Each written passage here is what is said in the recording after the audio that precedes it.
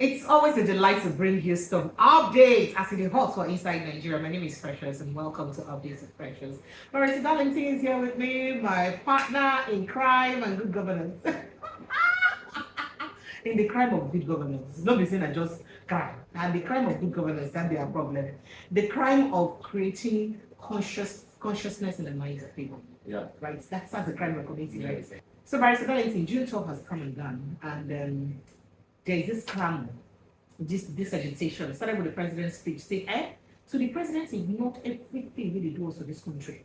He not talk about the hunger where they land. What thing then they do to make sure, say, them push down inflation so that people will feel afford food to buy. He not talk about, give us timeline. Say, oh, more than worry, between now and so time, when I go to see changes to this food side or inflation side. You don't talk about insecurity. As we speak, so many people are still dying. Farmers cannot access their farms.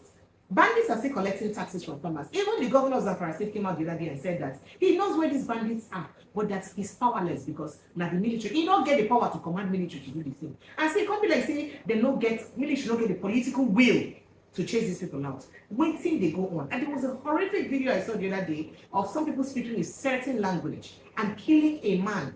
And of course, it's the northern part of Nigeria. So you could just wonder with all these things really happen. They say people they vex the president not address them, you not address minimum wage, you not address insecurity, you not address anything. Then that day come unveil himself. Unveil in portraits. After unveiling in portraits, they come add salt to injury. They come get very lavish banquets where the mighties and mighties attended. Lavish banquets in the amidst hunger. Amidst hunger, pain. Anguish everybody go through. People never see food chop. And if they tell you the amount where they go down and locate for that banquet line, it will shock hell come up for your body. Then what is going on? What's in the way forward? No, but this is just some of the observations why I noticed from people from Nigeria. I don't know whether you just said anything. But your observation is well noted though. It's all over the place, it's not hidden. That tells you the type of government we are in. When we were shouting last year that this thing will not work, they didn't believe us. They are seeing it now. And like I've always told you, a snake will always be long. A leopard can never change its purse. No matter what anybody say now, Tinubu will not listen though, because that is his character, it's in his DNA. What you are seeing is the man himself. When it was 29th of May, he said it was a low-key whatever. In fact, that day was not even important to him. It is due June 12 for whatever reason. That is the one he celebrated. That is the way the day he was planning to unveil his portrait. But Precious and my listeners and viewers, have anybody interrogated in June 12? All the evil that went down because of June 12, have anybody interrogated it? Because that is the cross of the matter. It will go down? Yes. Are you serious? Yes. Tell us a bit. They use somebody's head to crack coconuts, and that person is not allowed to enjoy the coconuts. That's why it is said that if you allow yourself to be used as to crack coconut, you will not partake in eating it. Abiola was literally sacrificed for June 12. Because this man, they told him this man would have saved himself, but NADECO told him, don't agree the conditional bail given to you by Abacha. Meanwhile, all of them are taking NADECO route to escape from Nigeria. This man would have accepted that condition and go outside and treat himself. Is it not when you are alive that you'll be talking of your mandate? They told him, don't agree. Don't agree. If you die, Nigeria will burn, will destroy Nigeria, will do this. And with it, Abiola for whatever reason, believe what he was being told. That his people will fight for him. Not knowing that some people were, oh my God, my people paid for lack of knowledge. If only Abiola knew. They wanted him out of the way to clear the way for their own ambition, their own political ambition. That was what happened. They told him not to accept the conditional whatever Abacha want to give him. How can a son be a slave? How can you be a slave in your father's land? How can a son be this and that? They were using to deceive Abiola, who would have gone abroad like them to save his life. Now, they made sure he died. and all of them every June 12th they come and be dancing and celebrating. Is that not deceit of the highest order? Eh? After the man, that what did they do? All of them started filing before Abacha. They were even bringing names that Abacha will give a job as ministers, as whatever. All of them. Precious, we saw this in during the Puta panel.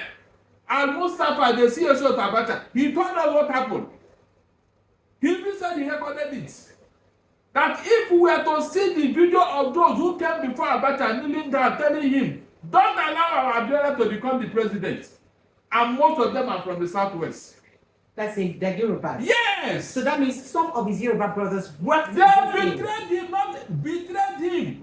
Oh my God. They betrayed him. They betrayed Abiola. And Mustafa is still alive.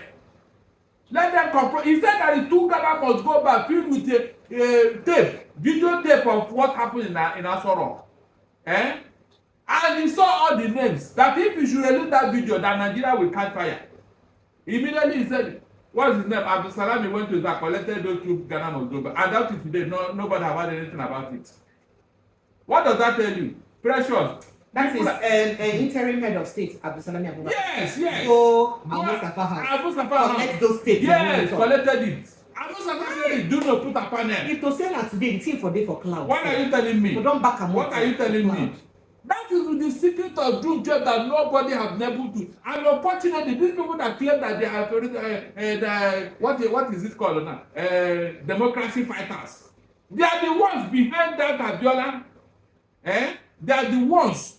That man would have been alive today, and they know that if Abiola were to be alive, their political ambition will not materialize. Pressure, that was what was going on. That was what was going on. Unknown to most Nigerians. So are you saying that his brothers from Yoruba land used him, sacrificed him for their own political ambition? It is a fact. Precious, it is a fact. Even his own brother, his own Yoruba man, Olarawaju, was inside Kudirat Abiola's house. He was the one telling Rogers, Abacha's henchmen, the movement of Abiola's wife. It was their own brother, the Yoruba man, inside her own house. So inside that, he was telling them, can you just imagine? And to every June 12, they will come up and be dancing June 12, as if they meant it. Precious, there are people, God, in fact, Satan will not forgive them for what they have done. I'm not joking. There are people Satan will never forgive. Abiola would have been alive today like the rest, most of them. That's why when I look at them speaking from both sides of that, I will laugh and say, so this is human being. This is human being in their true color. They sacrifice that man for their own selfish interest. If not, why is it that all the things they promised Abacha they would do when he died, why didn't they do any of them? All of them went cold immediately the man died and started going to Abacha to go and collect appointment, collect whatever. So you may say a lot of people for the NADECO, they promise Abiola say, if anything happened to them, say they will do this, they will do that. I said that was what they promised. That's what when he now died, nothing happened. Nothing. That was what they forced him to go and declare. The same democracy fighters. Yes, that was why Abiola went to go and declare a Betrayal declaration. They told him he was acting on his own. They were telling him go and do this, go and do that. Meanwhile, they were scheming. For him to enter into Abacha's dragnet, so that Abacha will eliminate him. So they push him, making the vex. Make him go die. Annoy Abacha, so that Abacha go kill him. Exactly. Then make them then come take over the position. Exactly. It's on record. This one are correct accusation. I said don't put a panel. I must have didn't I mention them here? These are the people you are dealing with. Nobody. Even nothing in Abiola's nothing. Every day, June 12, they will come in. I said, so this is how human beings are. This is human beings in their true color. Okay, you said the June 12, Abiola won election. Oh yeah, now make him the president of Nigeria. Let his picture be in Asoro. Posthumously. Let them get now. If you are truly, because it's the same people who were fighting NADECO. Precious, are you not aware that NADECO in the US are so angry now that they are telling the US government to probe one of their own? for his activities, even while he was fighting with them as a NADECO district, NADECO chieftain. Go and check. So when people are fighting and telling you they are human rights fighters, they are fighting for their own selfish interests. The only human rights fighter can appreciate and they celebrate in Africa is Mandela. But the President Bola Ahmed Tinubu yesterday during his speech, he chronicled the names of people there. No, hold on. Any name they are going to call that Humphrey Nwosu is not there, forget it. Precious, any name anybody will call as those who fought for democracy, if Humphrey Nwosu is not there, that name is null and void as far as I'm concerned. It was that man who risked his life to tell the whole world that Abiola won that election. You mean if Nwosu did not do what he did as an Igbo man, if he had played the role this INEC chairman is playing today, nobody would have had it now. All he needed is to listen to Babangida. They will turn the result outside and announce Tofa as the winner of that election. Will you say any other thing? No, will you utter a word? If Nwosu had told the whole world that Tofa won that election, will anybody be celebrating June 12th and be talking whatever by now? Answer me. No. Why can't you remember such a man? Why can't you? Because he's an Igbo man. Thank God the man has written a book where he chronicled everything that happened on June 12th. Nwosu has written a book, yet every time nobody wants to remember him. Nobody wants to mention his name. Imagine if Nwosu had gone to the tune of the military. With all the things they did to him, the man stood his ground. In fact, it was the hour that they told to go and announce it. The man said no. They told one was told that he must do the needful. He insisted. The results were coming, and they were announcing it one by one like that. Until Abacha now used force. By that time, Abiola had gotten two-thirds of the states. It was an Igbo man. He would have compromised from the beginning, collect money from the military, obtain the result, and tell you that Tofa won. What would you do? Just like they told us during this last election. What would you do? Hold on. The only reason why Tinubu is there today is not because INEC chairman announced the result. Fine now. That was it. Once you had the opportunity of doing the same thing when he was under pressure, but he did not as an Igbo man. Look, we have sacrificed so much for Nigeria. Nobody wants to recognize. That is what is paining me. People who have been so patriotic, doing the right thing so that Nigeria can move forward, you don't recognize them. How can you not recognize that man's name? Humphrey Nwosu. Who played a major role? What are you telling me? You don't appreciate what somebody has done until they now ask you to go and do it. Now that Yakubu, what's it called now? The INEC chairman, you can compare notes now. You can compare notes. Look at the election he did for us, and look at the one Prof Nwosu did. Who is more patriotic here? That you not recognize him. Who is not more patriotic? He did that without thinking where the man will come. He's not even an Igbo man. He's a Yoruba man. Yet he said, no, this must not happen. This man will stuck out his neck before the military. Yet he has been relegated to the background of history. Can you imagine? You are talking of June 12, you not mention Humphrey Nwosu. For what? Nigeria, for what? Is that how to hate somebody? Even when he has done so much, you still hate him. If not for that man, nobody will be talking of June 12 now. It would have been history. Because Tofa would have taken over as the president. And there's nothing you can do. But this man made the whole world to know what happened. Yet you relegated him to the background. And you claim that God will forgive you, all of you. It's not possible though. Nwosu, whether they like it or not, God will reward you for what you have done for Nigeria. It is you. Whatever June 12 they are celebrating, it is Professor Nwosu that made it possible. If you don't recognize him, God will recognize him. What are you telling me? Okay, look at it. The very woman, Justice Interim, who annulled that election by 12 midnight on that day. Where is the woman now? She died a miserable death. In fact, the sickness that killed him, medical science said that they don't know the type of sickness that killed that woman. When she was brought to their village, everybody ran away. When her corpse was brought to their village, people ran away. It was elders that gathered to make inquiries. And when they discovered that nobody wanted to say it, Justice Interim, who annulled that Abiola election, she died a very shameful and miserable death. What are you telling me? So when you are celebrating with that one, you are making a very big mistake. It is very, very bad. I am telling you, pressure, we have been sacrificing a lot. One of the reasons why the Civil War was fought because Ojukwu insisted that Brigadier Ogundipe must take over when Aguiyi-Ironsi was nowhere to be found. When Danjuma and his fellow travelers went to go and kill him, Ojukwu said Ogundipe, who was the second in command, must take over before he can listen to anybody. That's what he said, an Igbo man. Nobody recognized all these things. For what? No, how long, how far can we go? We are not right. And we are doing this for the Yorubas. Yet they will never recognize any good thing the Igbo have done for them. Zeke won election here in the Southwest to be the leader of the Southwest. What did Awolowo do? He started the tribal politics. He started tribal politics to deny Zeke the election he won in the Southwest. Look at that. Nobody talks about this thing. Everything the Igbo man, everything the Igbo man. What else do you want us to do for Nigeria that we have not done? Mention it. We have sacrificed everything. We have been more patriotic than any other tribe in this country. No other tribe has been more patriotic than an Igbo man. Yet they don't want to recognize it.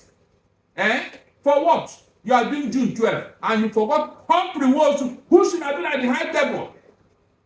You forgot him because you don't want anybody to know what happened. You continue to deny history. You know, things saying no mentioning him because of saying they recognize him. People who do the NADECO fights, NADECO fight are being NADECO. Nobody. Because of saying. You must start from the beginning. Whenever you want to write history, start from the beginning, please. Start from the beginning. If you want to write history, start from the beginning. Don't start from the middle. Start from the beginning. What that man suffered, is it not enough for you to mention it? Did he not suffer? Hold on, did you not suffer? Okay, go and read his book. Go and read Professor Nwosu's book on June 12th. Go and read it. You now know what the man went through. Did any of them go through? By the way, those who claim that they were fighting for NADECO and all that, are they truly fighting? Were they truly fighting for NADECO? Were they truly fighting for NADECO? Those people who claim that. Today now we have known the truth. We now know that it was all about selfish interests. Selfish interests, true and true. Pressure. Selfish interests. People were eliminated either by hook or crook to make way for others. Is that not true? How did the Bola get that? How did the Funsho Wheeler that? And so many others. Even Badesonya, who was the leader of Afenefere that time, he said it was the Yoruba man that leaked the secret where he was hiding. The man came to visit him. He never knew that security agents came with him and they were hiding somewhere. The man now, when he was leaving, Pastor Adesoya saw him out as he was going. He didn't know that people were taking notes where he was saying. The following day, they came for him. Look at that. The man said it. June 12 fighters, so precious June 12 fighters to tell you the level of deceit. And yet, gullible Nigerians don't even know what happened. They still believe that they were doing June 12. No, it's not about selfish interest. You want to eliminate others so that you can climb up. God is watching all of us. God is watching all of us. You refuse to recognize Humphrey Nwosu. God will not. In fact, I told you here, there are people Satan cannot forgive because of what they have done. It's uncalled for. No mention, nothing in the paper, nothing. Can you imagine? This one we are suffering today, was it not an INEC chairman who caused it? If we want to have done the same thing, will we be talking about June 12 today? The answer is no. Topa would have become the president and there's nothing you can do. Humphrey wants to have the opportunity to announce Topa as the president of Nigeria during that election. And there's nothing you can do. You only make noise. Yet he insisted. He insisted. He brought out the correct result. But here, did they give you the correct result? The answer is no. So let me tell you the Igbo man, how he behaves, how he hates evil. He will never compromise.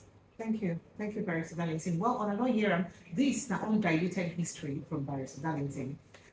If you did within that period, and perhaps you just go to read more so that you can understand fully what's in it. It already give you some books to read.